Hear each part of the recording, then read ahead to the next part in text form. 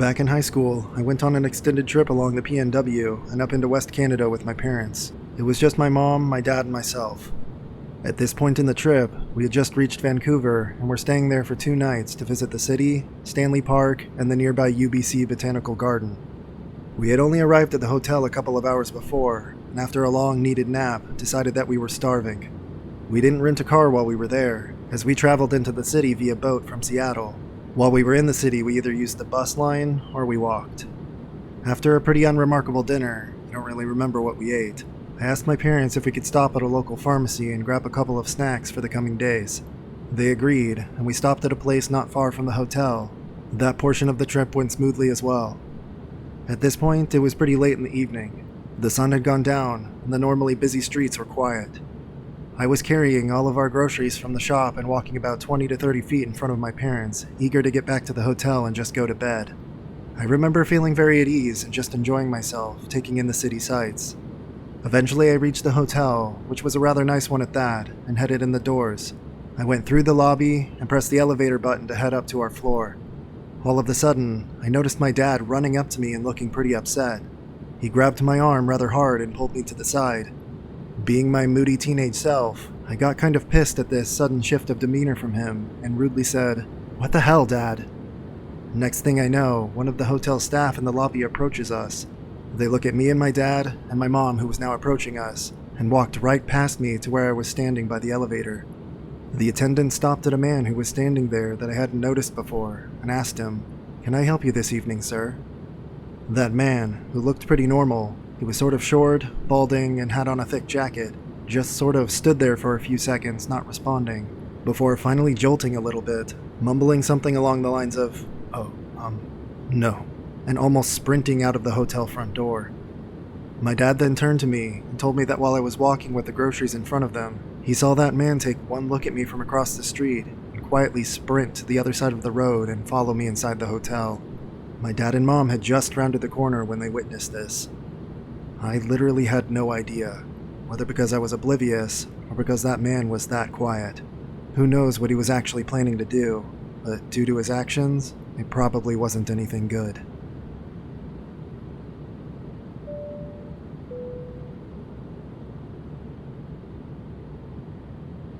I was on vacation with my family. My daughters were 3 and 5 years old. We were on a brand new plane. About an hour into our flight, someone ahead of us fainted, and they called for medical assistance. I didn't think much of it, as these things happen. About another hour later, and I'm feeling very unwell. I stand and go to the galley to see if a bathroom is free, and they're both taken. Next thing I know, I'm lying on the floor. My face and leg really hurt, and the flight attendants are putting ice down my back. Apparently, I fainted, and my face knocked the flight attendant's phone off the wall. I fell in such a way that I got a radial fracture in my left tibia and a class 3 sprain in my left ankle. I ended up lying on the floor for 2 hours, when my wife woke up from her nap and realized I was still gone. She came back, and I guess I was in shock and shivering. She told the flight attendants to get me blankets. They had never thought to ask me if I was traveling with anyone, and I was so out of it. As the flight went on, more passengers kept fainting or getting sick. One man fainted in the galley next to me, but because I was already there, they were ready for him and made sure he went down easy. The flight attendants all laughed and said I was probably just a nervous flyer. I fly all the time for work. With about 2 hours left in the flight, they said they wanted to do a meal service and told me to go back to my seat. I tried to protest, but they were not backing down, so I walked back to my seat on a broken leg and a severe ankle sprain. Within seconds of returning to my seat, I went back into shock from the pain and passed out again, this time vomiting all over myself and wetting my pants. My 5-year-old daughter was next to me and was absolutely mortified. My 3-year-old slept through the whole ordeal. It turns out this model of plane had an issue with burnt oil getting into the cabin through the air circulation. This made passengers very sick and faint.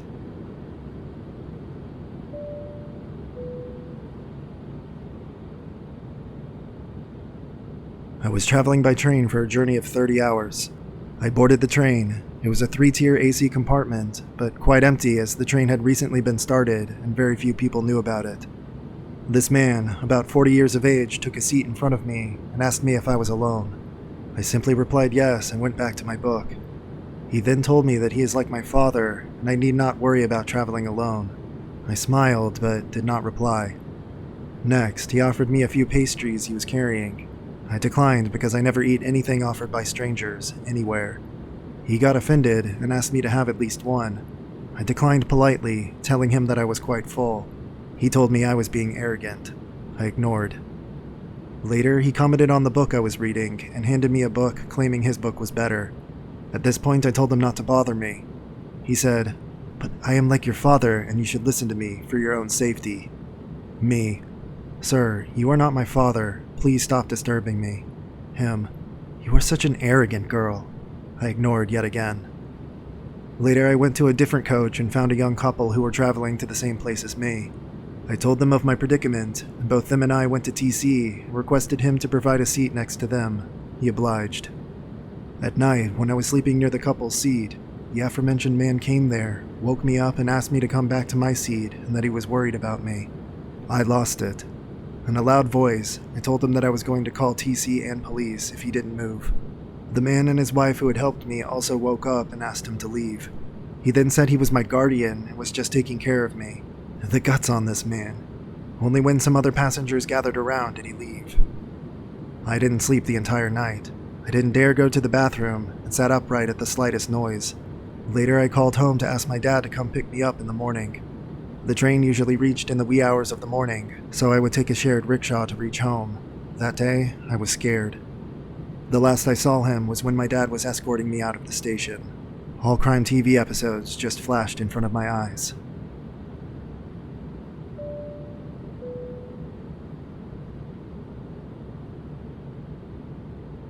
My girlfriend and I were robbed by the police in Santa Marta, Colombia. That was a hectic experience I won't forget. Really horrible feeling of being completely helpless. What made it even worse in a way is we knew it was sketchy around the area, so we didn't bring anything valuable with us, only my phone and a small amount of cash. We were walking home from dinner and stopped for 2 margaritas. We checked to see if we had enough cash on us, and we just barely did. On our way back to the hotel, 2 police on motorcycles stopped us, put us face against the wall, and searched us. They claimed to find a bag of cocaine, which we 100% did not have. They made it very clear that it wouldn't be a problem if we gave them money. We had no more than $3 USD left, which obviously wasn't quite what they were after.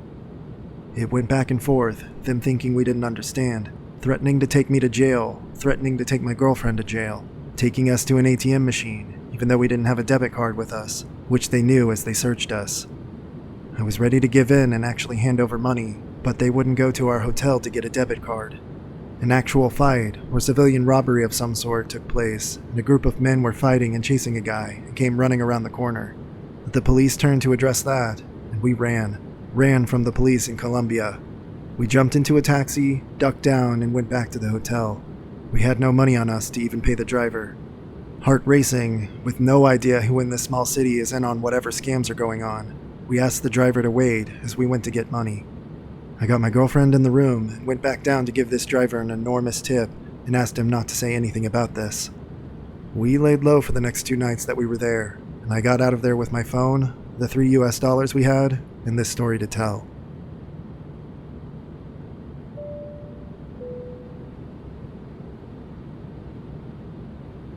I was in Madagascar, and my group had an emergency. We had to get to the capital very quickly, so we got an overnight bus. We had been working in this country for a while at this point, and we're very savvy, so I guess we just got overconfident. In our hurry, we didn't use the main, quote, trusted company we liked, and picked a random driver that just had a nice-looking bus. We even paid extra to leave immediately, and not fill the bus, as they usually only like to leave once every seat is full, and it varies. It was an emergency, like I said, but we flashed a bunch of cash in the process. We came through a major city at around 2 a.m., he suddenly turns off the main road into the extremely dangerous and impoverished slums on the south side of the city. He claimed he was, quote, getting off the road because of protesters, but none of us had heard of anything about protests, which aren't really common in this country anyway, and I cannot tell you how sketchy and dangerous this part of town is. Regularly murderous, true abject poverty, completely unsafe even during the day, like driving into Cracklandia, Brazil. It wasn't even a road. The bus was on sandy footpaths at this point that we could barely fit on, and he's like, "We will go back to the main road later." and yet it seemed like we were just going deeper in. We all did have smartphones, and we were looking at maps, and we were nowhere near what it would look like if you were to take a detour to avoid a main road. I was completely convinced that we were driving to his buddies, who were going to rob us and maybe even kill us all in that night. We had tons of luggage, and we were all running through scenarios and whispering about how we'll get out of this. Ultimately, we decided to confront the driver immediately. It was 7 clearly foreign people in this bus and the driver. We started interrogating this guy while we were off the main road, that this wasn't okay, and one of my friends was just losing her shit by this point and yelling at him, and I genuinely thought we were about to die and thought she wasn't helping. She goes so far as to call someone she knew who was a police officer in this city, and puts him on speaker and asks if there were any protesters in the city, and he says, "No, nothing at all. Who's the driver?" At this point, we're all even more scared, like blood turning to ice. My friend continues just losing her shit, yelling at him and talking to her police friend and telling him everything, like full panic attack yelling and crying. I couldn't even hear the phone, and I don't know how he could even understand her. The driver acts like he's confused, and that we're all just dumb, and says like, okay, we are already going back. And eventually we actually make it back to the road, crawling at a snail's pace and winding back. I've never seen a better road in my life. To this day, I'm unsure how we survived.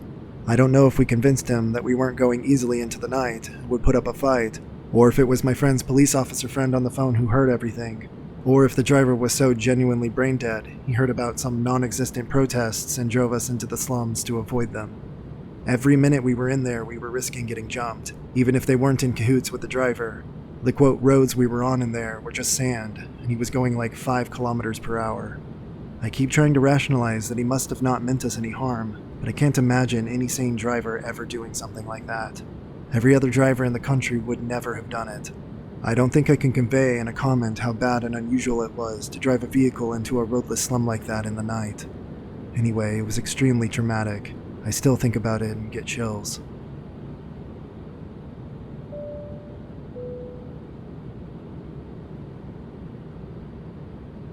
After an entire day of exploring Petra, I was advised by someone at 3 p.m. to check out the monastery that is about 8,000 steep steps high on a mountain and about 3 kilometers further away from the visitor center.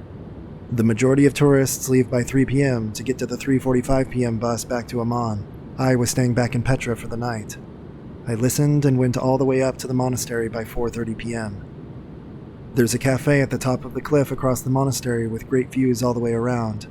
After about 30 minutes, I started the downward descent, assuming getting down the mountain would be easier than going up. I was wrong. The steep steps meant it exerted a lot of shock on my knees while trying to get down faster, and I would often halt for a few minutes to take a break. By the time I was halfway through, I could see the sun starting to set and the light starting to diminish. My worst fears were about to come true. I was still about 30 minutes away from getting down the steps and being on a flat ground, after which I was still a 3-kilometer hike back to the visitor center.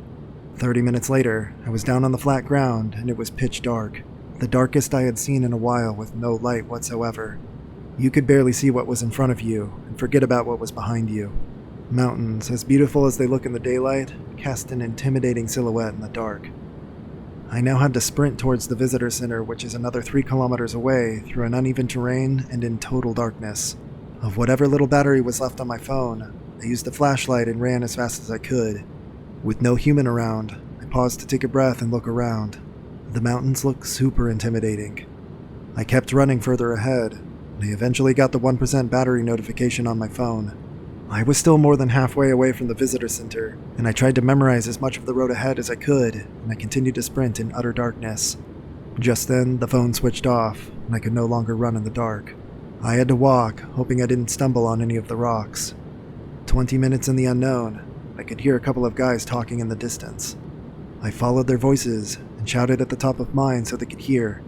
They eventually pointed their flashlight at me, and together we got through to the visitor center. Looking back, I definitely think I was overreacting to the darkness, but that eerie silence, the silhouette of the mountains, no human in sight, and the fear of what was next was a pretty scary experience.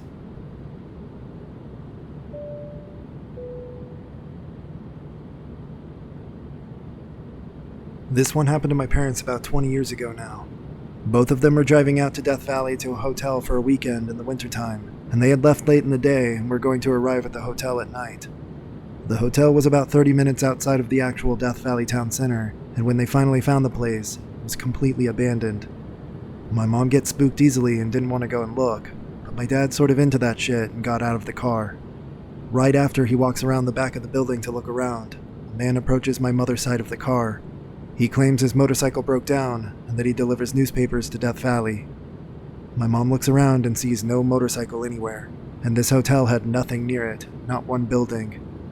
This guy was begging my mom to come get the newspapers and take them to the hotel in town, otherwise he'd lose his job. He had the stack in his hands and wanted her to open the door so that he could give them to her. My mom's getting serious vibes from this guy now and refuses. She locks all the doors and tells him to go away. He just continues to beg.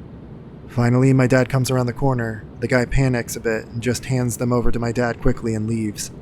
They drive off, and they spot the guy start walking off into the desert. They finally get to the hotel to deliver the papers and end up booking a room there. When they hand over the newspapers, the lady at the desk tells them they don't get newspapers delivered to the hotel. My parents open up the stack and look at the front page. It's a newspaper from 1954.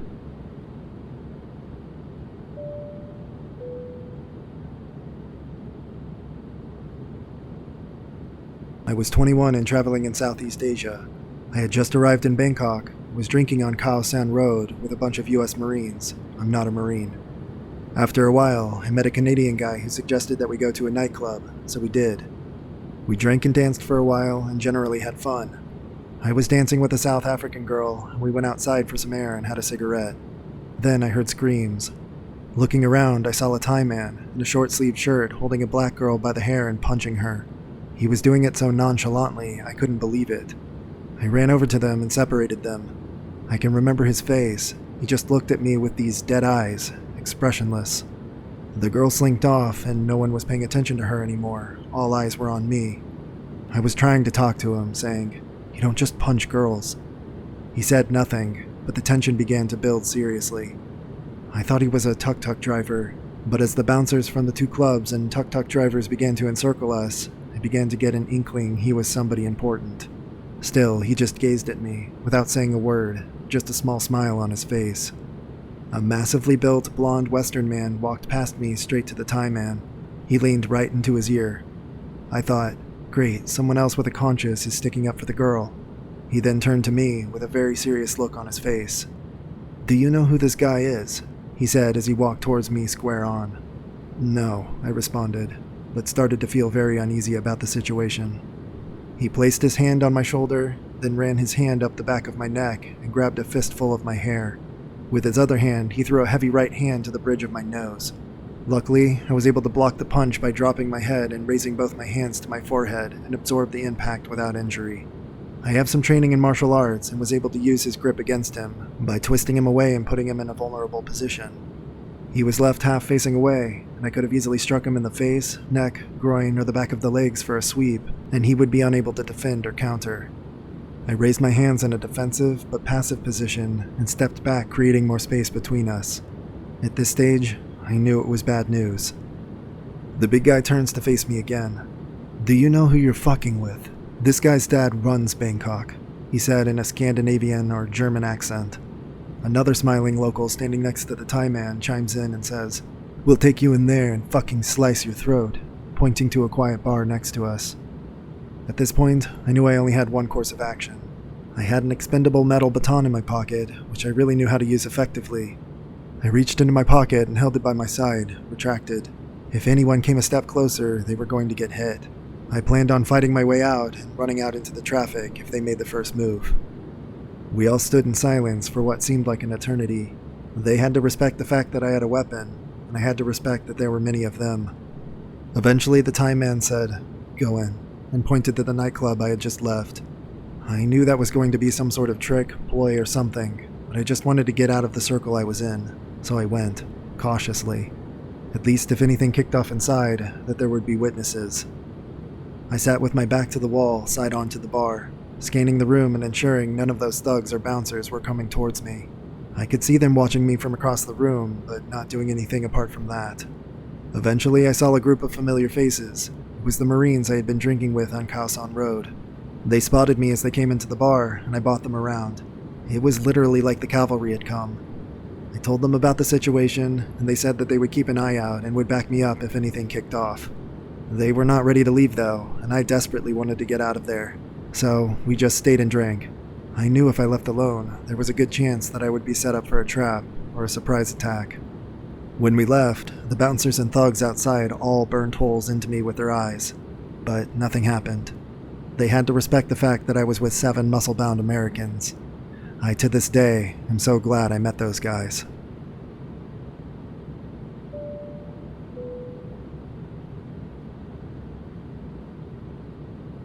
On the first night my cousin and I were visiting Reggio di Calabria, Italy, we got off the train pretty late. We didn't have any accommodations set up, so we walked around but found that everything was booked. We finally decided to find a park to sleep on a bench. My cousin immediately fell asleep. As I'm trying to, I suddenly hear a loud scream like a lady or child being murdered. I loudly whisper, "Yo, cousin, did you hear that? Man, you woke me up. I didn't hear anything. Go back to sleep."